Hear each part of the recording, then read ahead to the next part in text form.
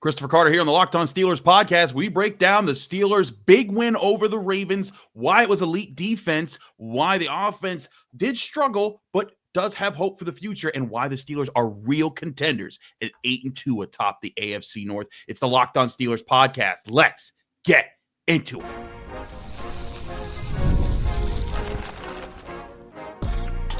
You are Locked On Steelers, your daily Pittsburgh Steelers podcast. Part of the Locked On Podcast Network, your team every day.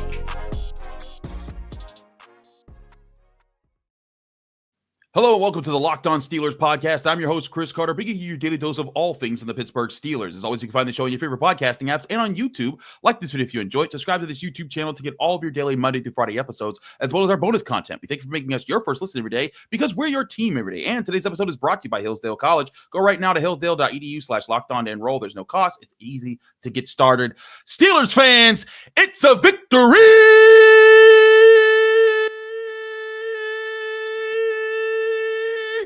Monday here on the Locked On Steelers podcast. We got to hold it a little bit longer when the Steelers beat the Baltimore Ravens because that's always such a big one, especially when it gets you to 8-2 and alone atop the AFC North. It was a huge win for the Steelers. We did our initial reaction that we posted on a YouTube short, but here we are to break down what happened in this game. Elite defense against what was, going into this game, the number one offense in total yards, the number one offense in points scored, the number one offense in first downs. If you watch our national shows, Peter Bukowski asked me about it. He said, hey, they were on a historic pace offensively. Not no more. Not when they play the Steelers defense that in this game had some major plays, was able to force 3 turnovers in this game, all crucial ones, all coming from the Steelers linebackers. And we're going to be talking about that group because they were special. But I think what's truly special, what truly needs to be highlighted about this Steelers defensive win is something that counters a narrative that I've seen against the Steelers defense is, oh, it's just TJ Watt. Oh, it's just Minkah Fitzpatrick. Oh, it's one player. It's not a great plan. They're not a great defense. They're just relying on superstar plays of one guy. Who was that one guy in this game?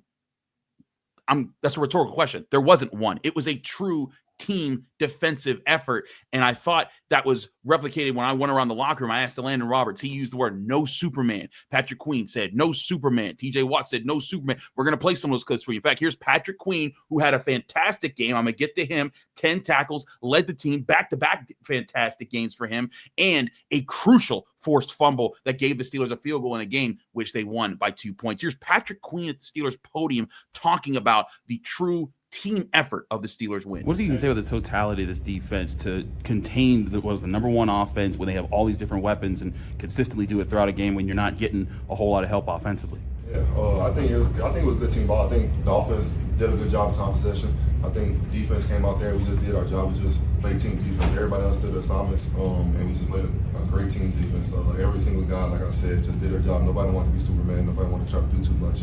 We knew the threats. We knew Derrick, and I think he still had a lot of yards every day. And some plays that we want back from that. I think 2 plays Lamar got out. So there's still plays there that we could get back and be better on. But overall, I think we had a pretty good day.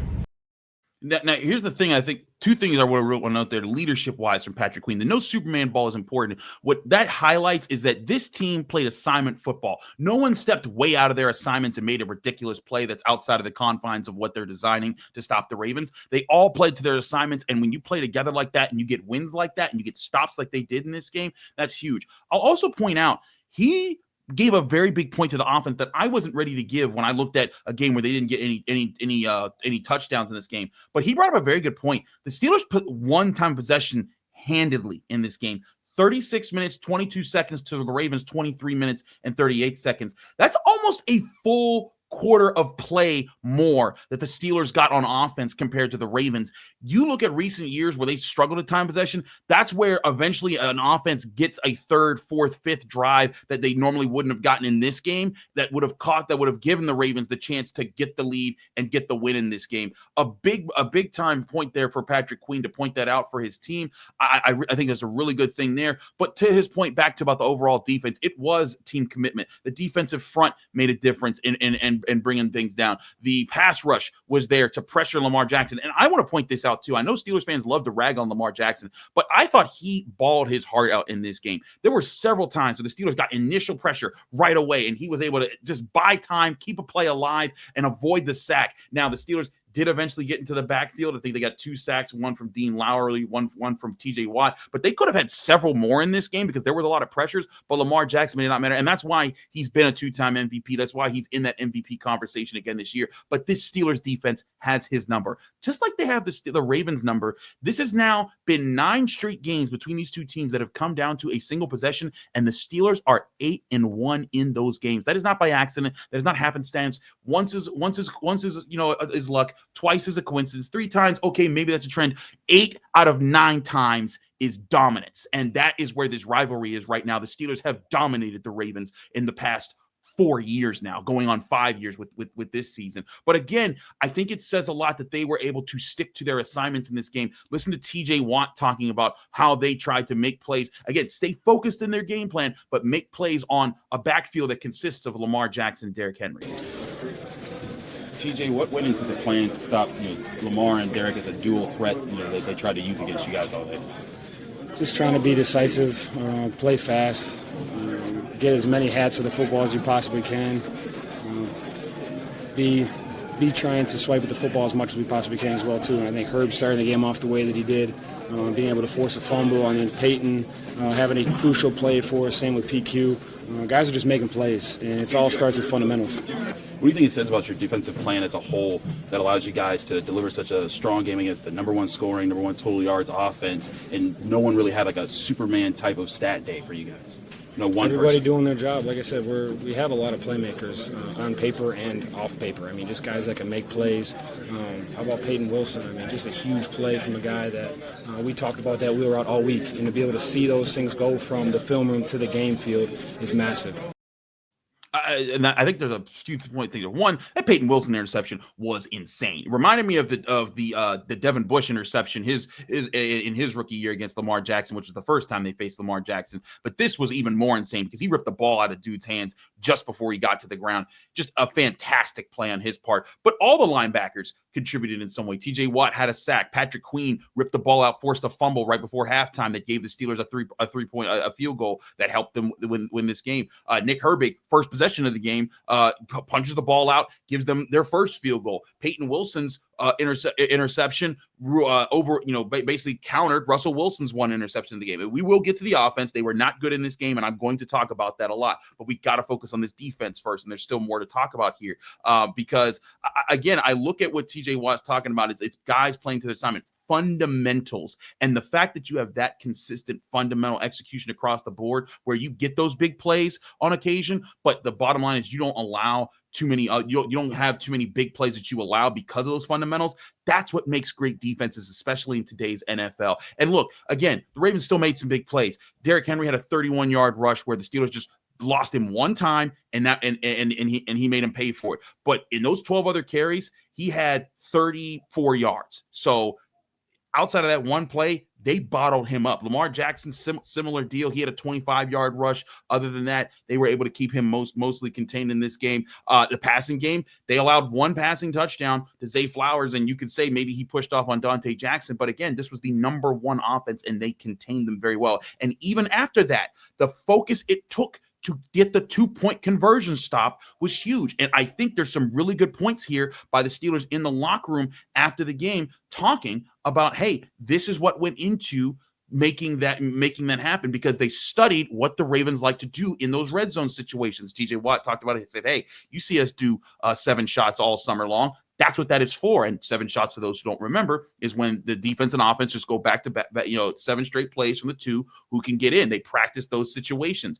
And I look at those at that and I see, man, they were ready for it. But also in the film study of it, listen to how Patrick Queen talks about it in this moment, because one thing that he says and that Joey Porter also said in the locker room about this play was that they were ready for the Tim Tebow-esque pop pass where Lamar Jackson kind of steps up, makes you think he's running, and then just jumps and throws it and tries to catch you off guard. And so the Steelers intentionally called a timeout to get them to show that play. And if you go back and look at the replay, that is what they were setting up. So they were ready for that. And then they were ready for what play they would switch into. And Joey Porter Jr., as you'll hear Patrick Queen explain, basically said, we're not letting them score here.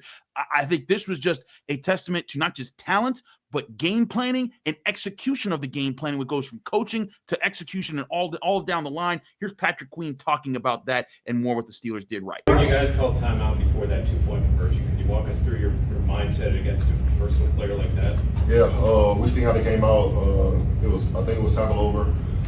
Justice was in the backfield. He was wide. I think Mark Andrews was to my side too.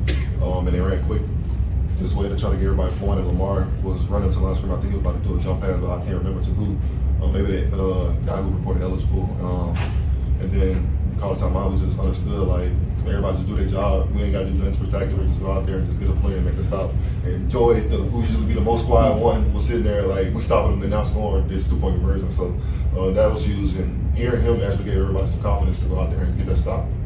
Joe on both sides of it. Lamar, it's amazing how his work against the Steelers now. Did you see anything about not being part of it, being the other side of it, seeing how, for whatever reason, limiting him or? Yeah, being on the other side, just, I don't know. We had game plans and the game plans just didn't work. And, it's hard. It's hard. And seeing him and his emotion after the games, I know he really wants these wins, especially in division. Give him all the credit. He's a great player, MVP. But Pittsburgh just has a plan. Pittsburgh has a plan. Listen to how he talks about that. This isn't luck. This isn't happenstance. This isn't, the Steelers just happened to just get it right this time. This is them executing. And this is them as the number 2 defense in the NFL going into this game, shutting down what was the number 1 offense in the NFL. In several key situations, they dominated third downs. They were able to continue to win that situation. That's what great defenses do. And I know that there's going to be times where, hey, not every defense gets it right every week. Even great defense. Go back to the Steelers of the 70s. They had bad days at times. And people forget that when we go back and we just live through nostalgia. And I want people to remember games like this where they do such a great job when the next time they make a couple mistakes here and there and they say, I thought this defense was great. Listen, again, every defense makes mistakes, but when you come out and you execute this consistently, a game plan that you studied for, that you prepared for, that shows the depth of greatness and the depth of what this team is willing to go to get a win. Here's Joey Porter Jr. also talking about that moment. They came out and before they actually snapped the ball, you guys called timeout on the first look. Yeah. What were you seeing on the first look, and what were you anticipating when he came out of the timeout? What he usually do, that Tebow pop pass, run into the line of scrimmage and pop it to somebody that, sneaks out of there. We thought that was going to be the case, so we called that timeout. And he kind of was looking for that on that 2-point play, but I kind of just hurried up, seeing what he was trying to do, and just made the play. What does it say about this defense with the amount of guys that can study and stick to a game plan when an offense has that many weapons to account for? Man, it's just really just bend don't break, and we all got to trust in each other. That we're going to do our jobs, and that's really what that came down to. 2-point play. We knew we had to stand up and make a play for our team, and we did that. I think that speaks volumes to, when you hear across the board, they knew what the plan was. They knew what the other team was trying to do. And again, this is a team. The Ravens aren't a team where it's just Lamar Jackson. They're not a team where it's just Derrick Henry. There's so many things they have to account for. Zay Flowers is a good receiver. Mark Andrews is a good tight end.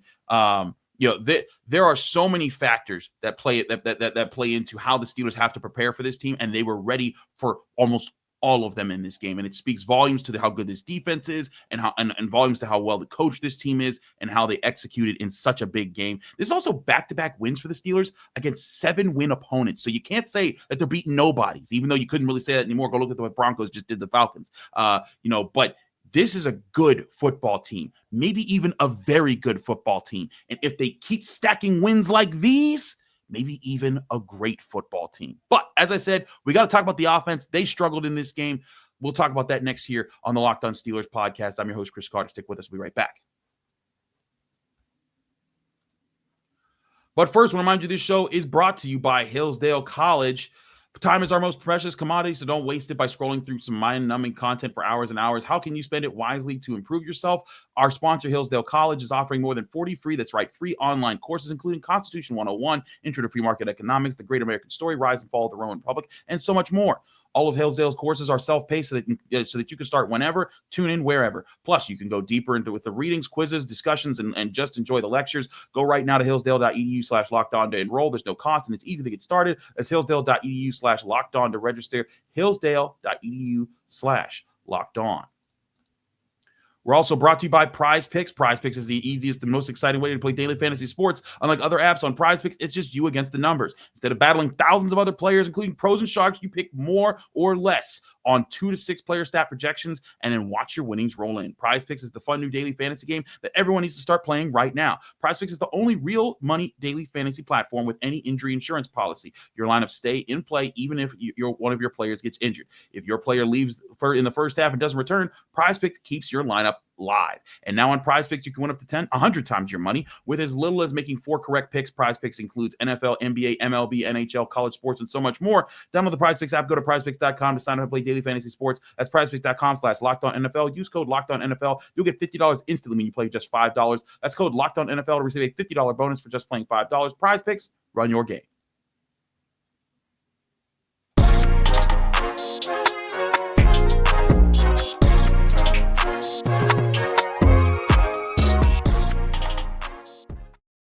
We're back here from the Locked On Steelers podcast. I'm your host, Chris Carter. We continue to talk about this Steelers' big win over the Ravens, but we have to acknowledge the offense, which moved the ball at times, but not enough, and especially not in the red zone. When you look at this game, that's the most disappointing part of it.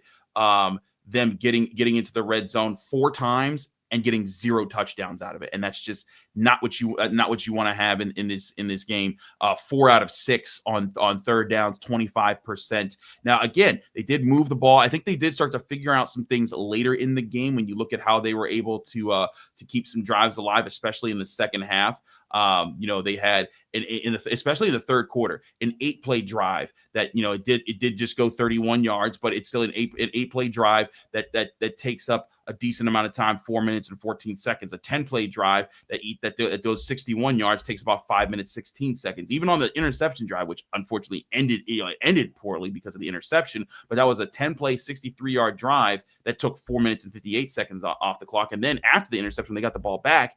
They had a 9-play, 32-yard drive for 4 minutes and 39 seconds. That's why the Steelers won the time of possession, but it wasn't because of what they did in the first half. And part of that was because the Ravens had a good game plan defensively. Even though their pass defense was ranked the worst in the NFL, as I said all week long, this Ravens defense was going to come to play, and they were going to come in knowing what the Steelers like to do and trying to take that away. They switched some things up. George Pickens acknowledged that when we talked to him after the game. Here's George Pickens talking about those changes. George, what were they trying to do to you guys to limit you guys through the air in this game? Was there anything different that you guys didn't see on film, or you kind of get the looks that you expected? We kind of got some of the looks that we expected. A lot of them, I'd probably say like 65% of them weren't the looks, from film. And that's always going to be a team's always going to try to switch it up, get you guys confused. It's a bit of a quick turnaround. You guys won Thursday. How do you kind of turn the page so quickly? Efficiency is the best. No team can stop an efficient offense. So I'll probably say just get back in the lab, look over what they try to do. They'll probably try to confuse us as well. But just try to be as efficient as possible. So that efficiency he's talking about, that's something I thought the Steelers really had in their offense in some of their wins recently, especially with Russell Wilson, their ability to distribute the football to all these different guys. The Ravens bottled that up. They did the things that I think took the Steelers off schedule a lot early, but then you see the Steelers start to put it together, and I think they did start to figure things out. They just had some key mistakes in the wrong moments in the red zone, and those are things that I think are correctable, and I think that they all acknowledge is correctable. But I also think that part of what happened in this game comes down to those adjustments in the game, to what the Ravens do, the Steelers do, and this is what makes them a great rivalry, is that John Harbaugh, Mike Tomlin, they know each other so well, they coach their teams so well, they get them ready to take away what the other team likes to do the most, and they study each other very, very well. So I think that's where a lot of this came from. I want you to listen to Russell Wilson talk about all of that and a bunch of different things. So here's Russell Wilson talking to us after the game, talking about the adjustments the Ravens made, what the Steelers did in contrast, and how everything played out and how they need to be better. Here's Russell Wilson. Russ, George told us that the Ravens threw some looks at you guys that you guys didn't necessarily see as much on film. What were some of the things that might have caught you guys off guard that you had to adjust to? They did a good job. I think that we knew it was going to be a battle back and forth in this game. I knew that it was going to be a tough will in the end. That's just how these games are. It was huge for us to be able to respond. I think that we responded really well on certain things, especially, as the game went on, we kind of started figuring out what they were trying to do. And I think we just stayed the course. We just got to stay the course. There's a lot more football left. We got to stay humble. We got to stay hungry. We got to get better. There's so much opportunity for us to get better too. I think the opportunities in the red zone, we got to make those plays. We got to find a way to get them in, and so we're going to do that. And we were able to do it last week. We just got to respond this week. We knew it was going to be tough. We knew they were going to respond, and make plays. But we got to make those, and we're going to do that. And so that's the great thing. That's the good news. Is there's so much more out there. But to get a huge win, at home against the Ravens was really, really massive. What do you guys have to clean up in the red zone? We had some few opportunities. George almost came down with that one. That would have been big. We had a couple other opportunities that we just didn't capitalize on. We just got to make the play. I think we can search and talk about plays all we want. We got great plays. Obviously, we showed that last week and all the weeks before that. I think the biggest thing is we just got to make the play this week, and we'll play cleaner. I think that not try to get Darnell a shot down there in the red zone. Obviously we need to play. We need a touchdown. And, trying to throw it up to the big man, and they made a play. Unfortunately, I think that GP almost had that one. He makes those all the time, and so I think we have so much confidence in those guys. And we're going to keep going. We're going to keep going after it. We'll play better. I'll play better down there too, and we'll just play cleaner. I think that's the biggest thing. And man, it's just at the end of the day, when you play in these kind of championship type games, not everything's going to go your way. As you saw on their end too, they got a lot of great players that didn't go their way, vice versa. And I think that we were able to stay the course and make plays when we needed to. Russ, were you just trying to alley-oop it there to Darnell? Yeah, I was trying to throw it alley-oop and take big boy up there. Unfortunately, it didn't work out for us. So that can't happen. Just try to give him a chance. But unfortunately, they made the play. Got to have confidence in them again. But I think the biggest thing is just we were able to respond. I think Payton Wilson's play right after that, picking Lamar, that was a heck of a play by him. So. I told him in the locker room, shout out to NC State, he made a great play. But man, just it was just that's how we respond. When things go well, when things don't go well. Last week, made some big plays when we needed to, and this week the defense made some big plays when we needed. It's just all this together. That's the fun part about this team, man. It's just the confidence, the love, the passion, the joy, man. Wearing the black and gold, man. We're just having fun, and we love winning. So we got to go and get this one this week, and we got great confidence in who we are and what we can do, and we got to stay the course. Stay the course is a phrase that Russell Wilson said a lot, and I think it shows the focus there. I want to get more into that focus in the next segment, but I have to, we're talking about the things that went wrong for this offense. One, I thought the offensive line had a really rough day. I do think there's a lot of onus on Broderick Jones. He made some key mistakes that I thought were bad. I also thought some of those holding calls were kind of bogus. There was one play where he was just blocking this guy. I don't know what the heck they're looking at there.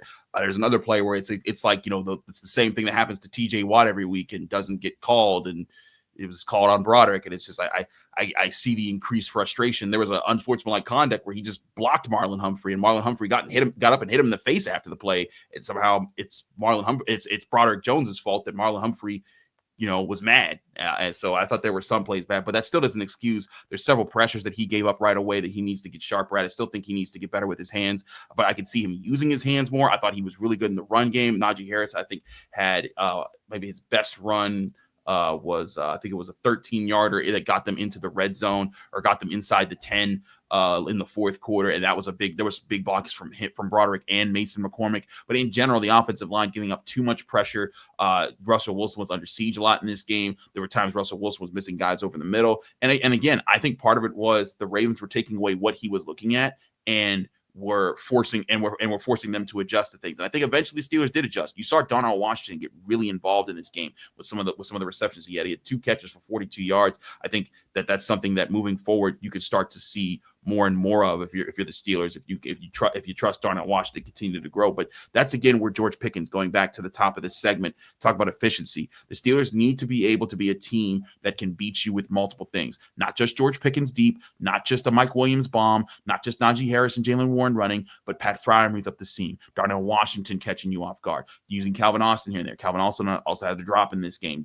Van Jefferson also had a drop in this game. So lots of things to clean up, But again, I think it does come down to execution. I do think that they eventually made some game plan adjustments. We'll see if the Steelers could continue to adjust, because as George Pickens acknowledged, the Browns are also probably going to come with some of these things that that they may not be seeing on tape that could lead to some issues for the Steelers. We'll talk about that. But I do think, despite all of those things, there's a lot of reasons to have confidence in the Steelers being real contenders, not just AFC North contenders and not just AFC contenders. We'll get more into that in a minute here on the Locked On Steelers podcast. I'm your host, Chris Carter. Stick with us. We'll be right back.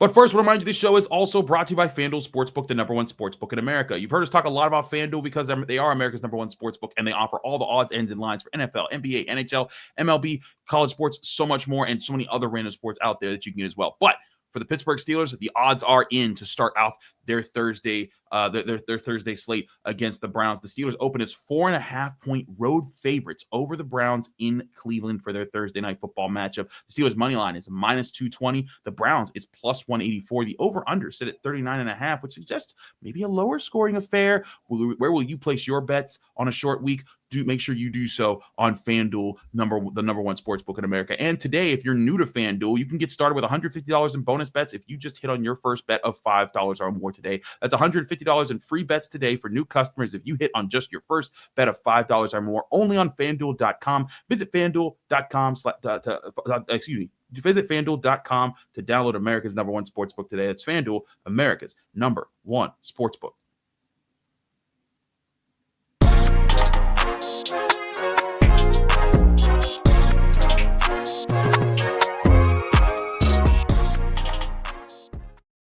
Back here on the Locked On Steelers podcast, I'm your host, Chris Carter. We continue to talk about this big win, but I also think we have to talk about this team because the Steelers team, they're for real.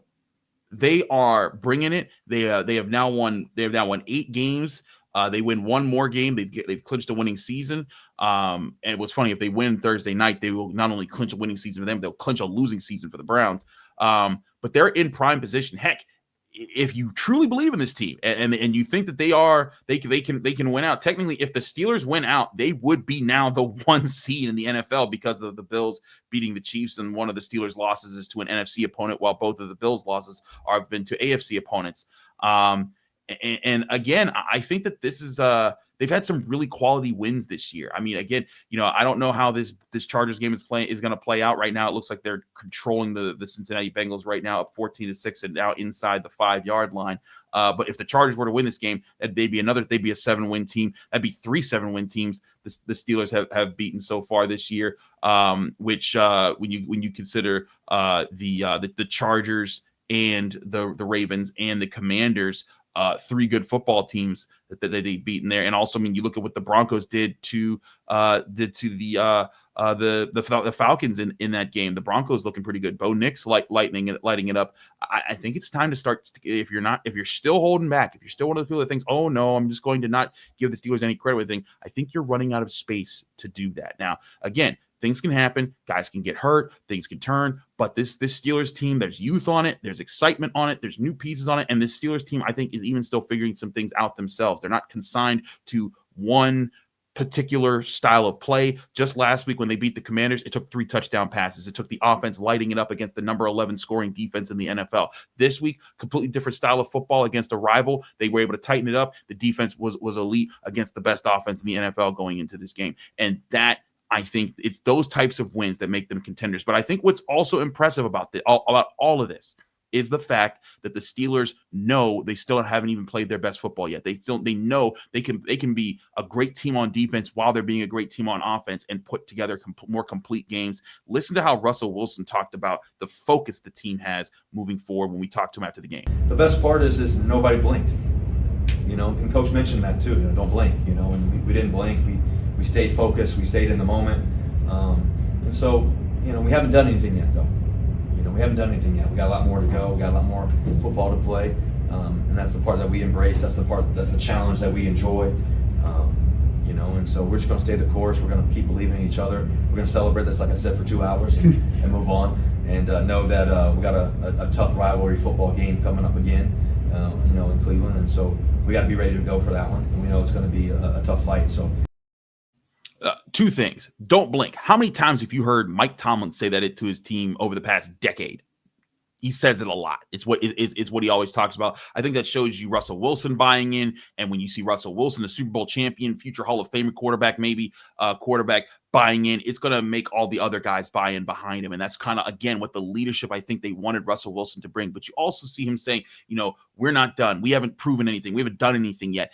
That kind of attitude bleeds over to your teammates. That kind of stuff motivates your fellow players. And that's where I think the Steelers have something going for them right now, is that they are a team that knows that they still haven't played their best football, but they're knowing that while playing very good football and being 8-2. And that is where they know they haven't hit their ceiling. There's a lot of reasons to have confidence in this Steelers team and how they're going to play in this game. And I think in the season, and this was the gauntlet. This was the start of the gauntlet. And you could even say the gauntlet technically started right after the bye week because of how good the Commanders have been this season. They're a 7-win football team. They're 7-4 going into next week. But you look at, the Commanders win, the Ravens win. They're 2 games into the gauntlet and they're 2-0. And now they get to play a Browns team that's coming off a shellacking against the Saints. And again, divisional teams, they're never a gimme. But if you go in, you handle your business against a team that you are legitimately better than in Cleveland, you'd be staring 9-2 in the face and getting a long week, because that'll be the Thursday game. You'll get that weekend, and then you'll get the long week to focus before you go on the road and play the Bengals, who right now they're fighting for their lives against the Chargers. As I'm recording this, you'll know the result of it before I do, because you're most likely listening to this or watching this on Monday. So, but all that being said, Steelers fans, enjoy this right now.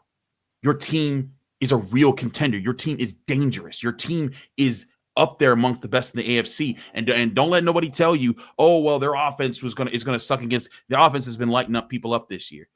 Before this game, they averaged 30 points in their first 3 starts with Russell Wilson. Go look at that Bills-Chiefs game, and there were some fantastic plays, but you know what? That was a defensive affair for quite some time. This Steelers team has a lot of good components to it. They're focused, they're well coached, they're well oiled, and they've won now back-to-back games against really playoff teams. And I think this is a Steelers team that's going to continue to be dangerous. They have to stay dangerous. We'll talk more about how they can do that moving forward when we get some chance to review the All-22, do our grades for the Tuesday episode, and get all things here. Mike Tomlin talks today, actually, Monday, not Tuesday. So we're going to try to work some of that into the show if we can. But it's going to be a quick turnaround with the Thursday night football game. We'll have you covered all week long here on the Locked On Steelers podcast. Thanks so much for tuning into the Locked On Steelers podcast. I'm your host, Chris Carter. Follow me on Twitter and Instagram at Carter Critiques. Read my work at the Pittsburgh Post-Gazette, post-gazette.com. Find me here on the Locked On Steelers podcast every Monday through Friday, breaking down your Pittsburgh Steelers. We're back tomorrow with more on your Steelers right here on the Locked On Steelers podcast.